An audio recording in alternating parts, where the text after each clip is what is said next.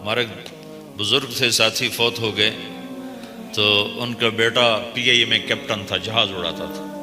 تو انہوں نے کہا بیٹا نماز پڑھ لیا کر. کہا ابا فرصت نہیں ملتی، بہت کام ہوتے. کہا اچھا چلو نماز کے وقت ایک آدمی کو دعوت دے دیا کر، 5 نمازیں ہیں، 5 دفعہ دعوت دے دیا کر. وہ کہنے لگا میں دعوت دوں؟ خود تو میں پڑھتا نہیں، دوسرے کو کیسے دعوت دوں؟ کہا بیٹا ایک تو میری مان لے، نماز کا انکار کیا ہے تو یہ تو مان لے کہ چلو کسی کو کہہ دیا کر کہ بھائی نماز پڑھا کرو. کہا چلو یہ تو آسان ہے، میں کہہ دوں گا. تو اس نے اپنے ابا کی بات مان لی، ہر نماز پہ 1-2 کو کہہ دیتا بھائی نماز پڑھا کرو.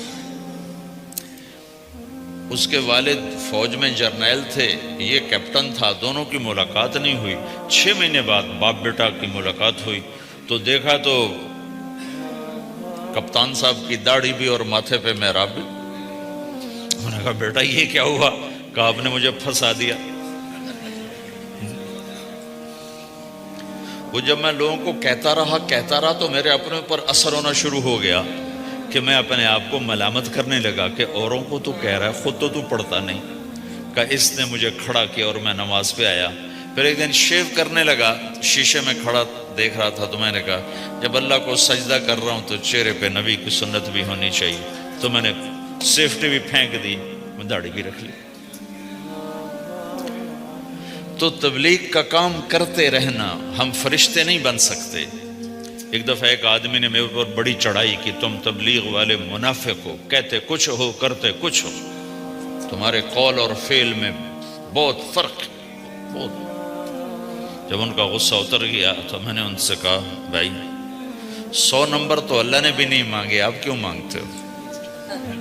اللہ نے کہا ہے فمن ثقلت موازینہ، جس کی نیکیاں بڑھ جائیں گی گناہ تھوڑے ہوں گے تو پاس کر دوں گی. تو 100 نمبر تو اللہ نے بھی نہیں کہا کہ ایک گناہ تیرے کھاتے میں نہیں ہونا چاہیے.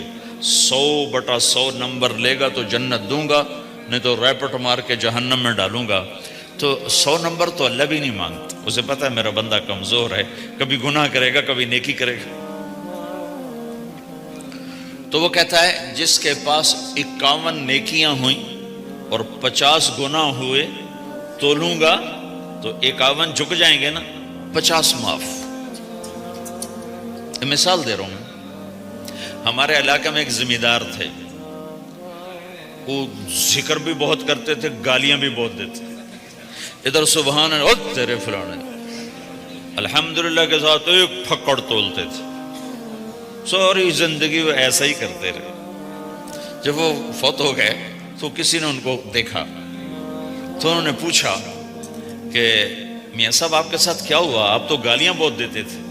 خود انہوں نے یہ پوچھ رہے آپ تو گالیاں بہت دیتے تھے تو آپ کے ساتھ کیا ہوا؟ کہ اللہ تعالیٰ نے میرے ذکر اور میری گالیوں کو تولا تو میرا ذکر بڑھ گیا تو میری بخشش ہو گئی. اللہ نے بھی کاؤنٹنگ رکھی ہے، پرفیکشن مانگی ہی نہیں.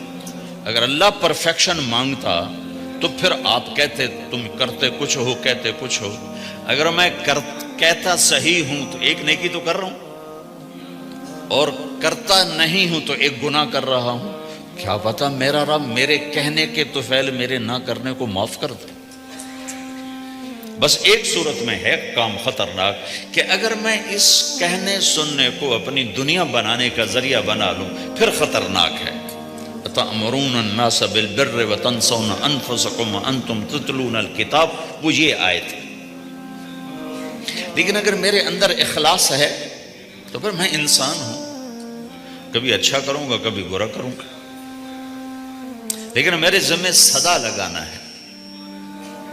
تو بھائیو اس تبلیغ کے کام کو کرتے رہنا، اس سے ایمان بنتا ہے. ایمان سے دین وجود میں آتا ہے. دین کے 2 حصے ہیں، ایک عبادات ہے جس میں نماز سب سے اہم ہے. پھیری پہ ہو گھر پہ ہو نماز نہ چھوڑو.